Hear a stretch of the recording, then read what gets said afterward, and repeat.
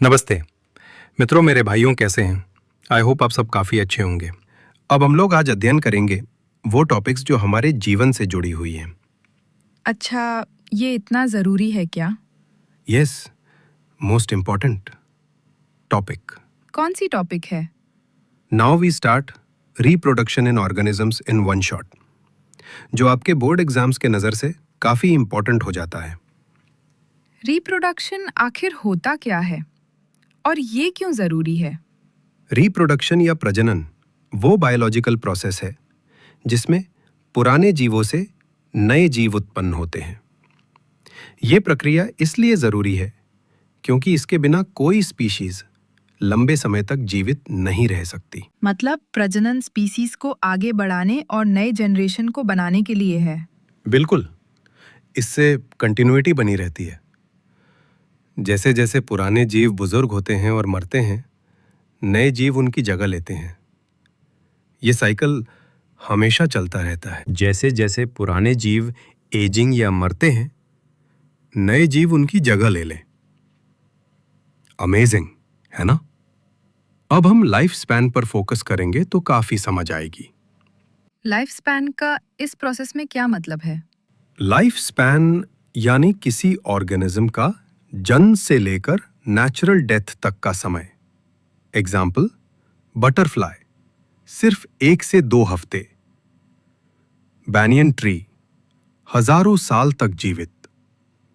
Mind blowing है ना?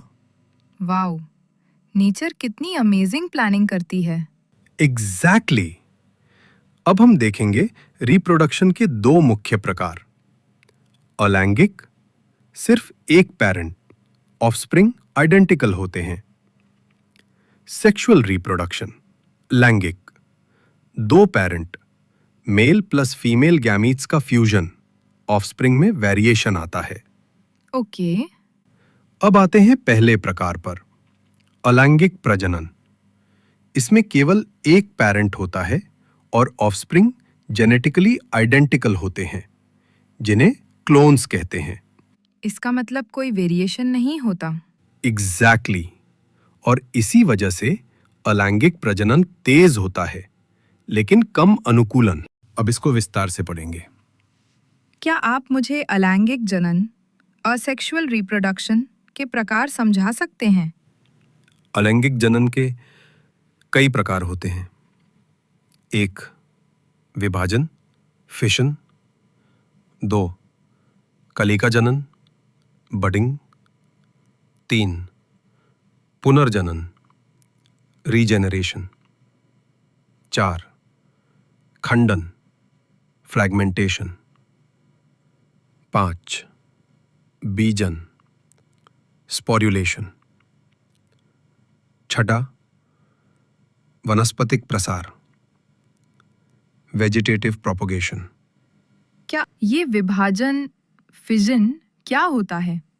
विभाजन को सरल शब्दों में टूटना या विभाजित होना कहा जा सकता है। ये जनन का एक प्रारंभिक, प्रिमिटिव प्रकार है, जिसमें जीव अपनी कोशिका को 2 लगभग समान भागों में बांट देता है। ये विभाजन एमायोटिक, एमिटोटिक या मायोटिक, माइटोटिक तरीके से हो सकता है। इससे 2 संतानें बनती। फिर मूल जीव का क्या होता है? प्रक्रिया पूरी होने के बाद माता कोशिका अपनी पहचान खो देती है।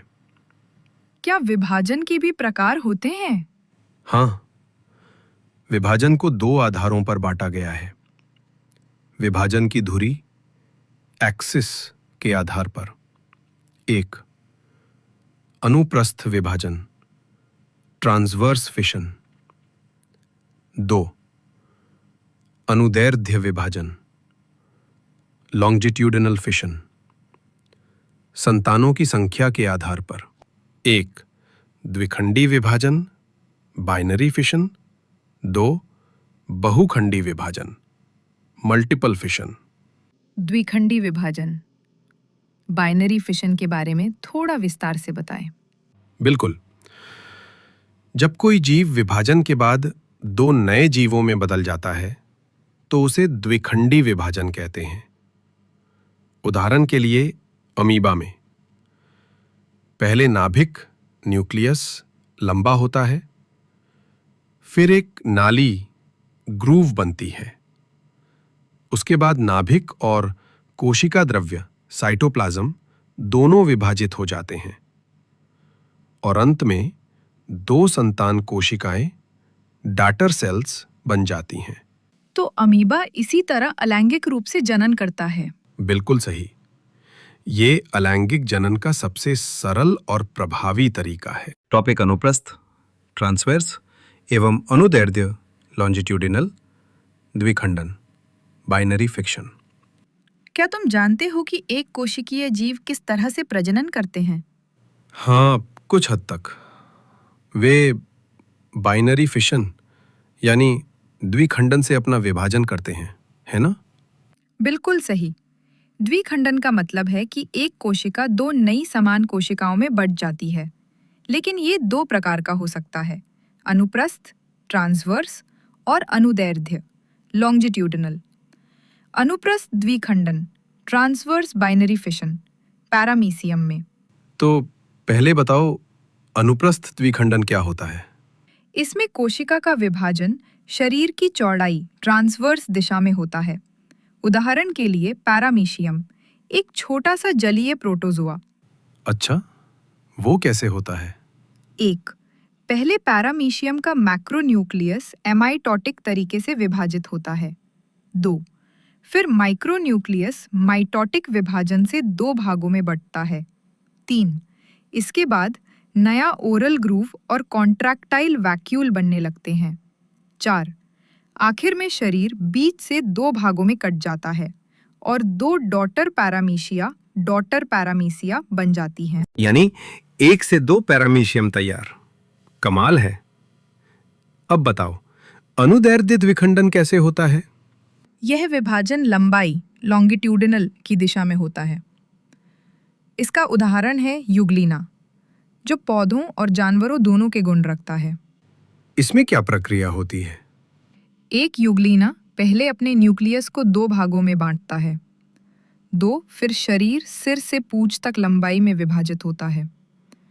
3, दोनों हिस्सों को अलग अलग फ्लैजेला मिलते हैं। 4, अंत में दो नई यूग्लिना कोशिकाएं बन जाती हैं, जो मूल के समान होती हैं। मतलब पैरामीशियम चौड़ाई में बंटता है और यूग्लिना लंबाई में? बिल्कुल, यही दोनों के बीच का मुख्य अंतर है। पैरामीशियम, अनुप्रस्थ यूग्लिना, अनुदैर्ध्य। तो सरल शब्दों में कहें, द्विखंडन में माता कोशिका दो समान पुत्री कोशिकाओं में विभाजित होती है और दिशा के अनुसार ये अनुप्रस्थ या अनुदैर्ध्य कहलाता है। सही कहा।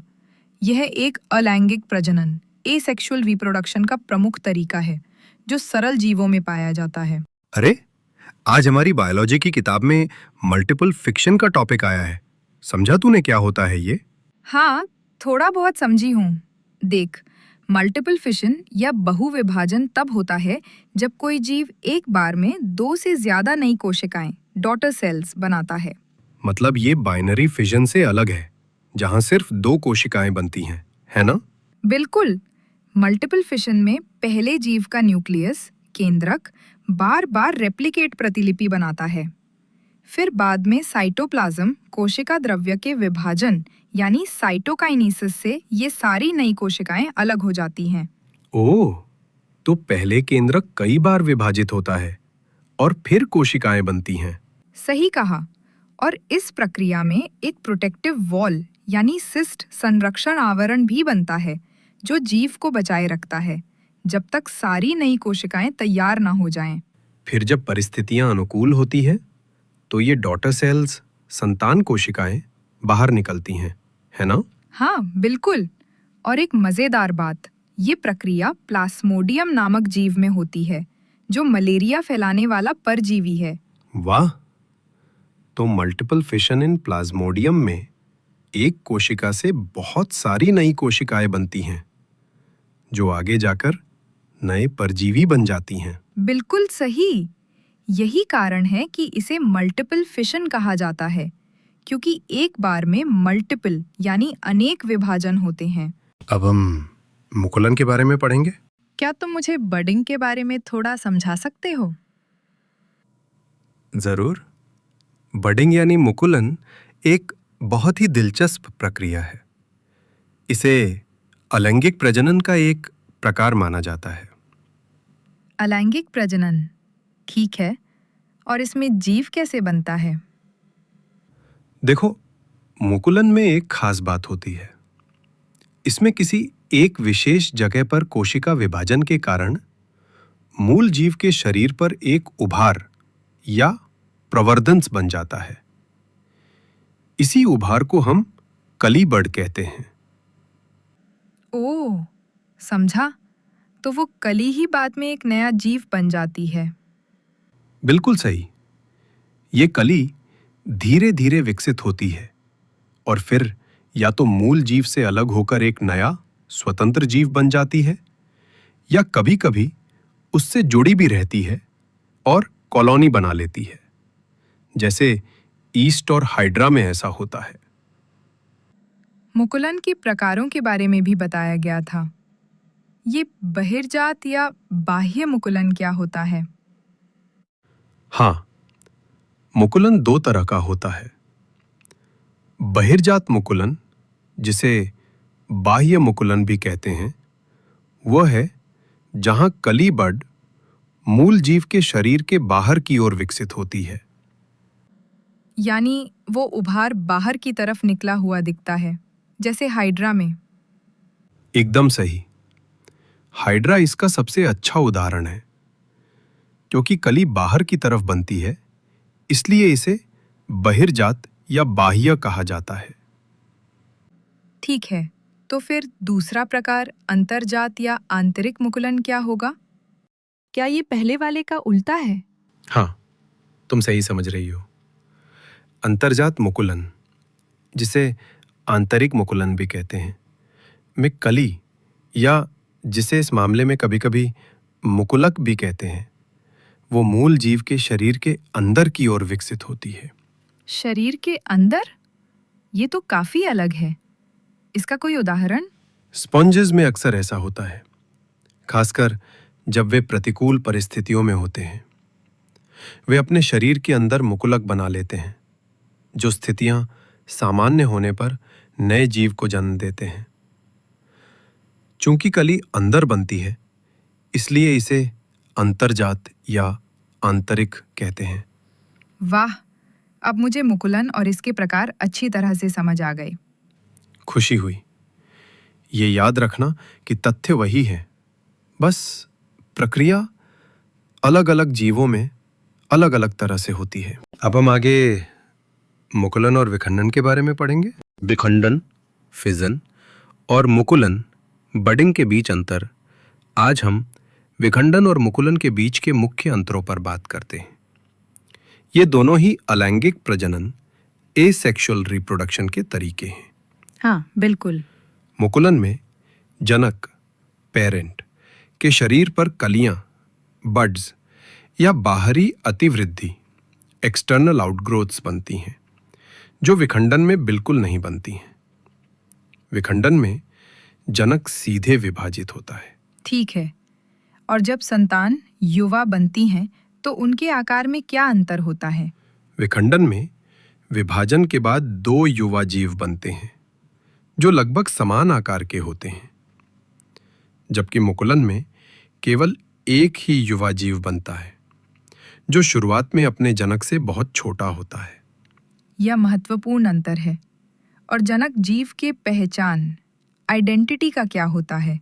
क्या वो बरकरार रहती है?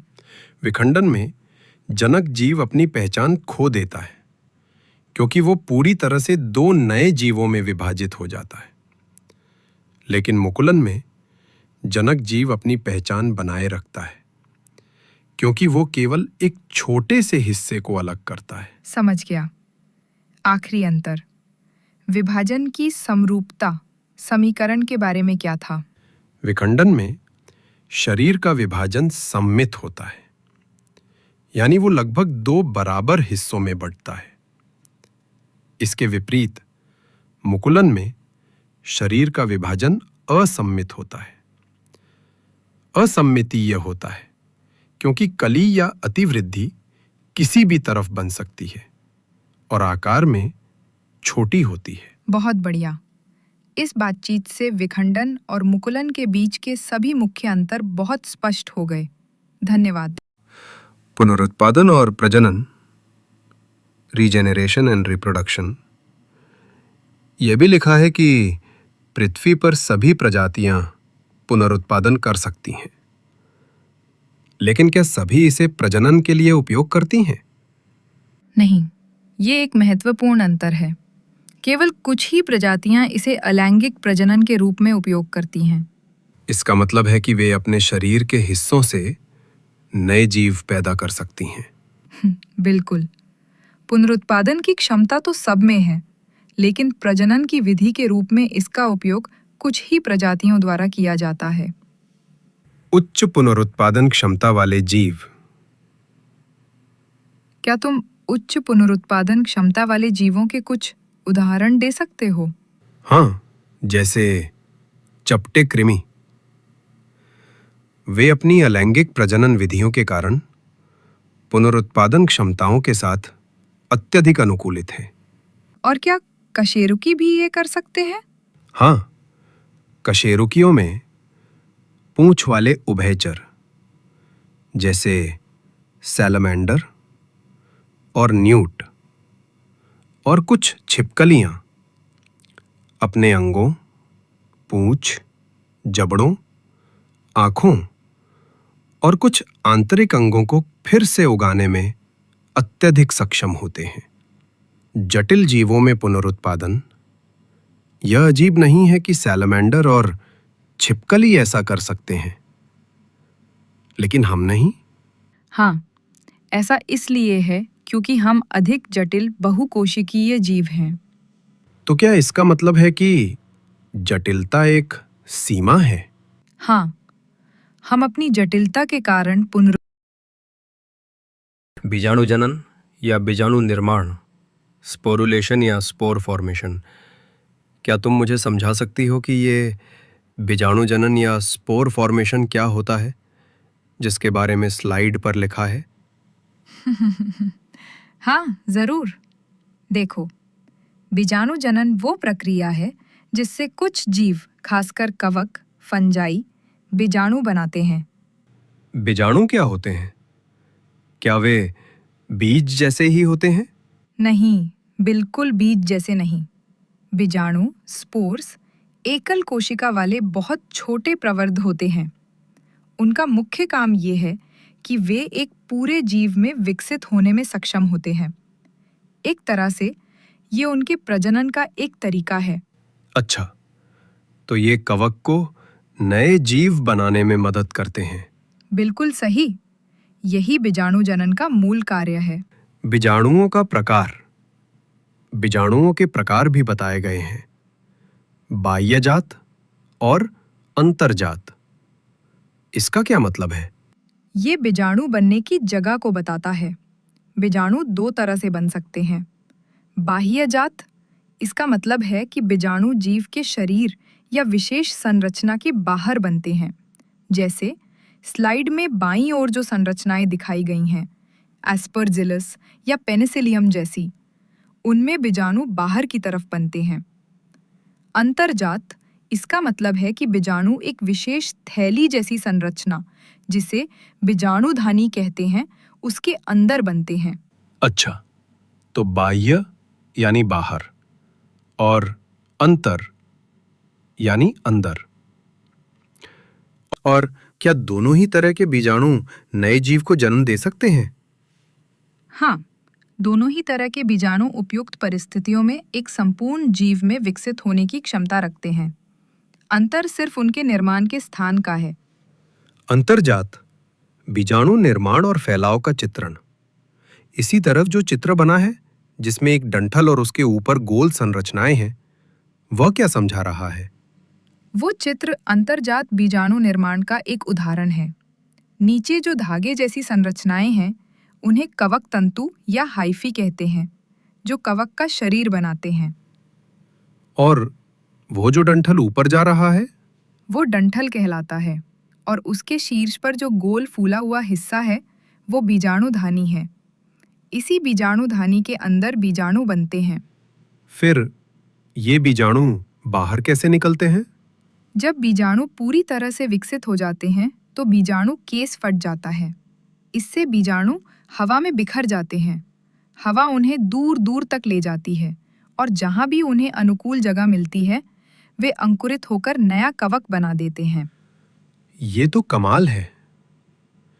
यानी ये चित्र अंतर्जात बीजाणु बनने और फिर उनके फैलाव की पूरी प्रक्रिया दिखा रहा है। बिल्कुल सही।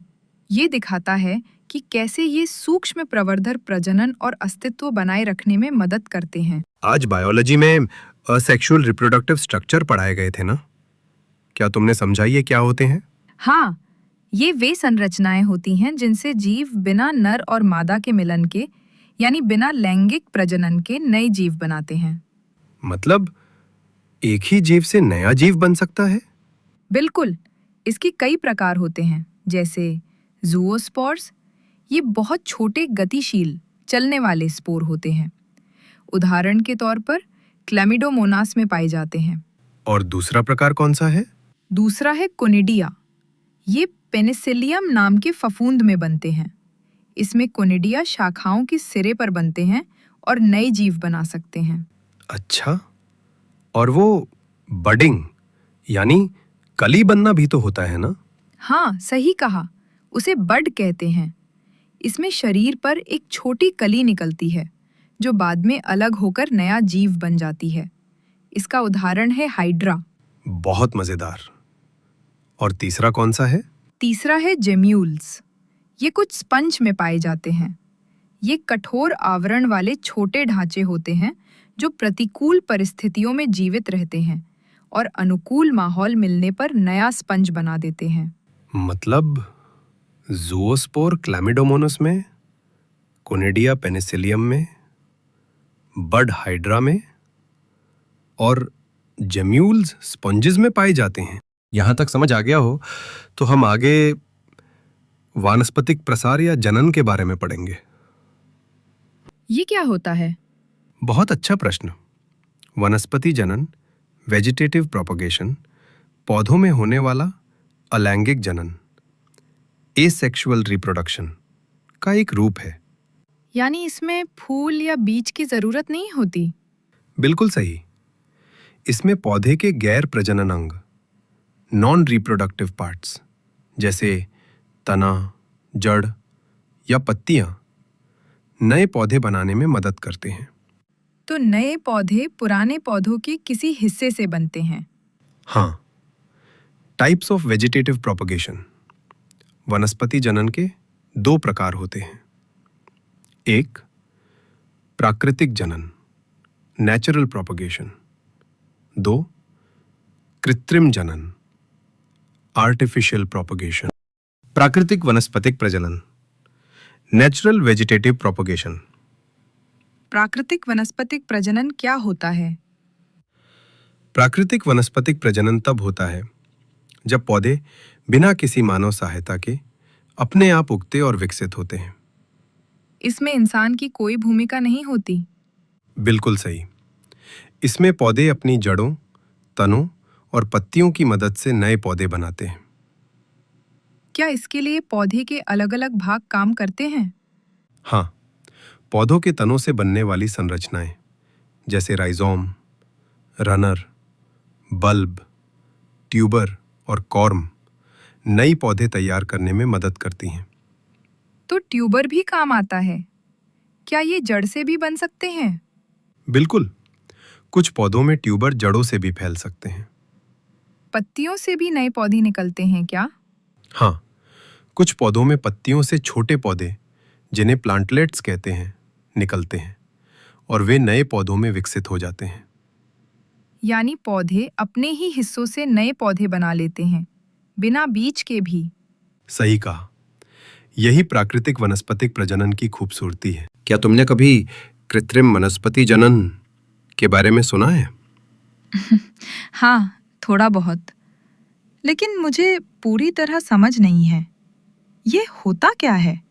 देखो, जब पौधे मनुष्य की मदद या हस्तक्षेप से बढ़ते और विकसित होते हैं, तो उसे कृत्रिम वनस्पति जनन कहते हैं।